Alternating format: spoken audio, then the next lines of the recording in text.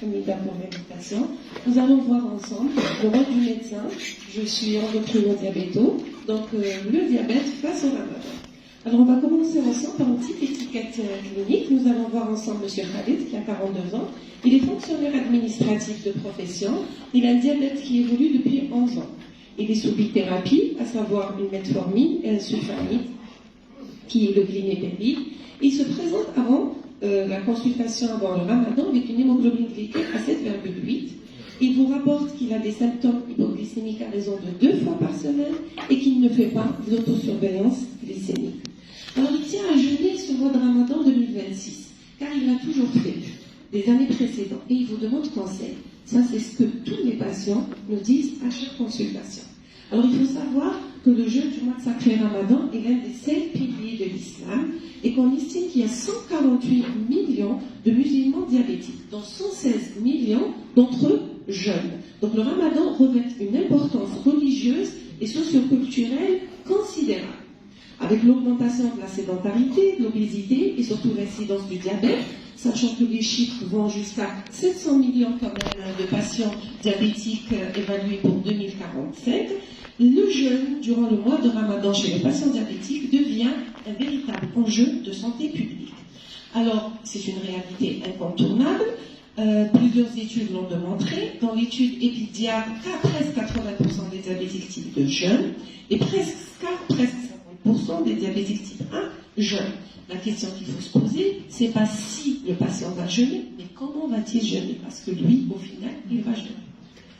Donc, malgré tout ce défi, les patients insistent pour jeûner. Alors, les principaux risques chez les patients diabétiques, il faut savoir qu'ils peuvent faire des thromboses, des déshydratations, l'acidocétose, mais surtout des hyper- et des hypoglycémies.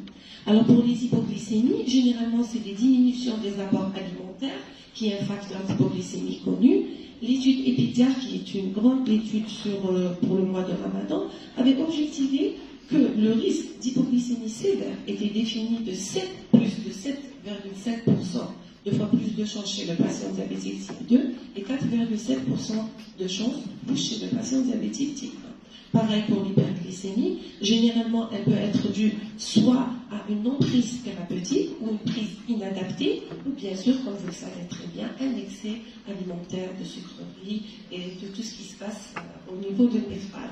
Donc, pareil, le risque, l'incidence de l'hyperglycémie, donc pour raison d'hospitalisation, elle est multipliée par 5 chez le diabétique type 2 et par 3 chez le diabétique type 1. Donc, la préparation est fondamentale pour une prise en charge du diabète durant le mois de Ramadan. Elle repose sur 3 points très importants. L'évaluation individuelle pré-ramadanesque, l'éducation thérapeutique et accessoirement, on demande aux patients de jeûner période d'essai de 3 jours durant le mois de Charbel. Alors, durant la consultation pré-ramadanesque, donc l'interrogatoire tâche à retrouver le type de diabète, l'ancienneté du diabète, les complications dégénératives qu'a le patient, les antécédents d'hypoglycémie, pour classer le patient selon un score IDF d'AR, que nous allons voir plus tard. On tiendra à demander un bilan biologique, généralement on demande un bilan standard, mais on peut demander juste l'hémoglobine glycée, surtout le bilan rénal et un bilan lipédique. L'examen clinique consistera pour une prise tensionnelle, le poids, recherche d'autres complications dégénératives et éventuellement les fréquences des hypoglycémies. On procédera après un ajustement thérapeutique, on discutera avec nos patients pour modifier les doses, éventuellement aussi les horaires des thérapeutiques, et on finira par une éducation thérapeutique qui consistera donc à comment faire l'autosurveillance, reconnaître les signes d'alarme pour arrêter le jeûne. Alors, cette intervention médicale est vitale. Quand faut-il la faire? Généralement, c'est 6 à 8 semaines avant. Mais comme vous connaissez nos patients, ils viennent à la dernière minute. Mais idéalement, on le fait 2 à 4 semaines avant avec cette petite checklist pour la stratification, l'ajustement, la planification nutritionnelle dont ma collègue va vous parler plus tard et reconnaître les signes d'alarme. Tout ceci pourquoi? Pour réduire les hypoglycémies selon les données des études. Alors il faut savoir qu'il y a une grande étude qui a été faite au Maroc sur l'impact de l'éducation durant le mois de Ramadan, qui avait objectivé à la fin que grâce à cet impact, il y a eu une réduction de l'hémoglobine glycée de 0,88 qu'il y a eu 0 épisode d'hypoglycémie et 94% des patients faisaient leur autosurveillance, ce qui est énorme. Alors, l'IDF a recommandé la stratification de nos patients diabétiques.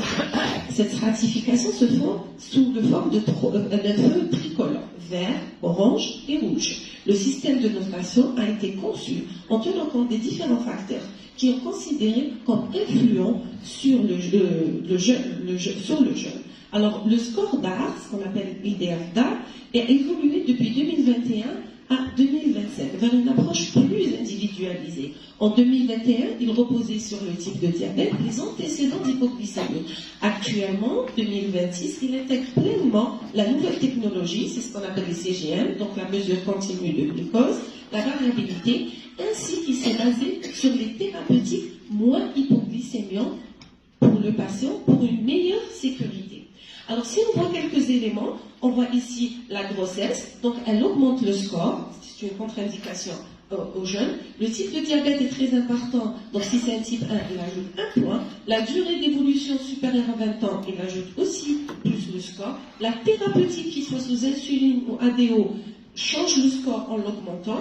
L'historique des hypoglycémies, leur fréquence par semaine, par mois, leur nombre est très important. L'hémoglobine glyquée, quand elle est supérieure à 9, elle rajoute 1 point. L'autosurveillance, alors le CGM, c'est la mesure continue du glucose, est un moyen protecteur. Il diminue de 0,5 le score, ce qui est avantageux. Des urgences, si le patient avait fait un incident de décompensation cétosique durant les 3 derniers mois, ce qui est nouveau dans ce score, c'est ces complications macro et microvasculaires qui n'existaient pas dans le score 2021. Donc ça rajoute au score. Les troubles cognitifs aussi n'existaient pas. On sait que nos patients peuvent avoir une certaine fragilité. On a des scores pour scorer ce trouble, c'est le CFS. Donc on a des patients qui peuvent être robustes, intermédiaires ou fragiles. Donc le score augmentera si le patient est fragile. Le travail physique, on en a parlé et mes collègues m'en ont parlé avant, plus le travail est intense, plus le score augmentera de 4 points. L'éducation, si le patient a reçu une éducation thérapeutique, c'est bénéfique, il aura 0 point. Mais s'il n'a pas reçu, c'est plus 1 point. Et bien sûr, la durée du jeûne, ça dépend 16 heures de jeûne, si c'est moins de 16 heures ou plus de 16 heures. Donc si on voit un petit peu cette plaque, on voit que la grossesse est une contre-indication parce qu'on est déjà à 6,5. Donc le rouge était donc 6 points. La surveillance par CGM, c'est moins 0,5 dans ses protecteurs, c'est des bonus pour le patient. La fragilité, c'est 6 points. Un patient fragile ne jeûnera pas. L'activité physique intense, c'est 4 points. Il suffit de rajouter 2 points et on est dans la contre-indication. Et l'absence d'éducation thérapeutique, c'est plus 1 point. Donc s'il fait un travail intense, il n'est pas éduqué, il suffit qu'il soit un type 1 et c'est bon. Il ne pourra pas jeûner. Donc les zones rouges et les contre-indications restent la grossesse, la fragilité, les hypoglycémies non ressenties qu'on trouvera très souvent chez les diabètes type 1 instables, les insuffisants rénaux, donc les DFG, d'où l'intérêt de demander un bilan au préalable, les complications métaboliques aiguës faites durant les 3 derniers mois et les maladies cardiovasculaires qui sont instables. Si on revient un petit peu à notre cas qui est M. Khaled, j'ai mis en rouge tout ce qui est éléments pour l'étiqueter en score. Donc on voit bien que M. Khaled a 4,5 points qui est un score modéré. Donc le jeu peut être possible, mais avec prudence et surveillance. Alors les patients, la question qui revient très très souvent, les patients ils vous disent est-ce que l'autosurveillance invalide le jeûne et est-ce que la fréquence va entraîner l'interruption de jeûne? Non, bien au contraire. La surveillance va avoir un contrôle mieux et donc va minimiser les hypoglycémies fréquentes et sévères. Donc tout ceci, c'est une éducation pré-ramadalesque d'une importance primordiale afin de faire un jeûne en toute sécurité. On voit un petit peu le profil glycémique, on le voit très bien, l'augmentation rapide de la glycémie post-EFPAR, très probablement due à la prise alimentaire trop riche en glucides, aux changements hormonaux, mais aussi aux prises inappropriées de la thérapeutique. Les patients préfèrent ne pas prendre par crainte des hypoglycémies, d'où l'intérêt d'une bonne éducation thérapeutique. Donc nous avons expliqué à notre patient qu'il fallait s'autosurveiller, donc prendre ses glycémies capillaires, mais il va vous poser la question, comment le faire? Alors, effectivement, il y a 7 points de surveillance durant le mois sacré. Il se fait avant Suhoor, le matin au réveil, à midi, au milieu de l'après-midi, et le risque d'hypoglycémie, comme je vous ai montré au profil glycémique précédent, avant le iftar, mais surtout cette hyperglycémie aussi qui vient 2 heures après l'iftar. Il faut savoir que le patient s'autosurveille à n'importe quel moment en cas de malaise, de vertige, et que le CGM reste un meilleur moyen de mesure durant ce mois sacré. Donc le patient a pris ses mesures glycémiques, il va vous dire, c'est bon j'ai pris, mais c'est quand que je dois interrompre mon jeûne? Alors voilà, durant cette éducation thérapeutique, on va lui dire que si la glycémie est inférieure à 0,5, le jeûne doit être interrompu, que si la glycémie est supérieure à 3 grammes, le jeûne doit être interrompu, et en cas de malaise. Alors tout ceci se fait en préparation du jeûne, qui est fondamental. Parfois, on demande à nos patients de faire le jeûne durant le mois de Charbel, de faire un essai de 3 jours, pour voir un petit peu si le patient adhère, s'il a compris, s'il est compliant, et si tout se passe.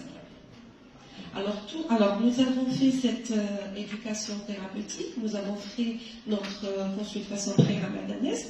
Maintenant, mon patient, il va me poser la question, est-ce que je prends la même chose? Est-ce que ma thérapeutique ne va pas changer?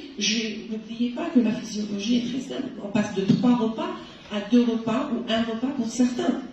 Donc, selon les recommandations ADA EST 2027, la stratégie thérapeutique repose sur 3. Alors, le premier volet, qui est donc le contrôle glycémique chez les patients diabétiques à haut risque cardiovasculaire indépendant d'hémoglobine glyquée, le contrôle glycémique et pondéral, et le deuxième qui est minimiser les hypoglycémies. Donc, comment minimiser les hypoglycémies? En utilisant des thérapeutiques moins hypoglycémiantes que les thérapeutiques classiques. Alors, notre patient, rappelez-vous, Khaled, était sous metformine et sulfamide.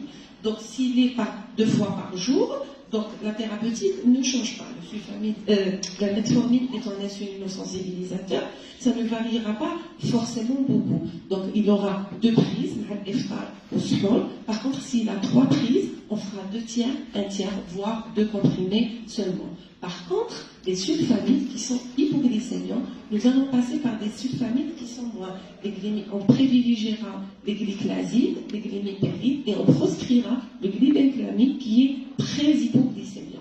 Alors, si le patient prend une monothérapie, ça sera au moment de l'iftar. Par contre, s'il est très bien équilibré, d'où l'intérêt de cette consultation pré-ramadanesque pour voir l'hémoglobine glyquée, on réduira la dose de moitié.